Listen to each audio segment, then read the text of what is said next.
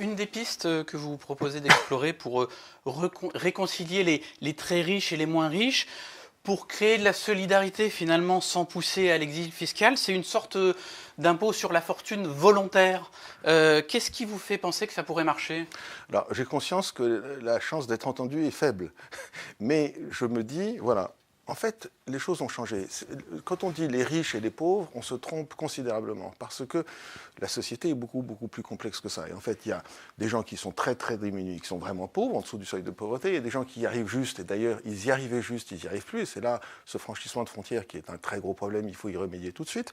Et après, les gens aisés, un peu aisés, assez aisés, riches, très riches, et puis il y a très peu de gens qui sont immensément riches. Et ce phénomène de la super richesse est directement lié à la mondialisation et directement lié à la qualité des produits et de la gestion de ces gens qui se sont enrichis et qui ont au début, ils auraient pu arrêter. Et du coup, s'ils avaient arrêté, leur boîte, au lieu d'être grande, serait restée petite et tout le monde y aurait perdu.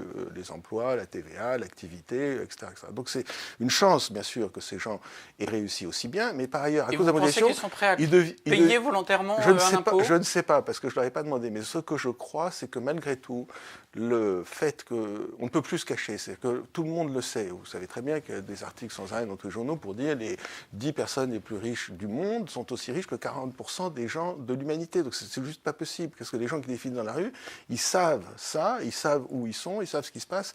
Et donc je suggère qu'ils devraient eux aussi s'intégrer au débat national et qu'ils pourraient, s'ils le voulaient, contribuer volontairement, directement à des gens dont ils pensent qu'il faut leur donner de l'argent, une partie de leur fortune. Choisir les oui, causes. Ne pas le donner à l'État, parce que l'argument c'est pourquoi est-ce que je paierai plus d'impôts, l'État est inefficace, d'accord.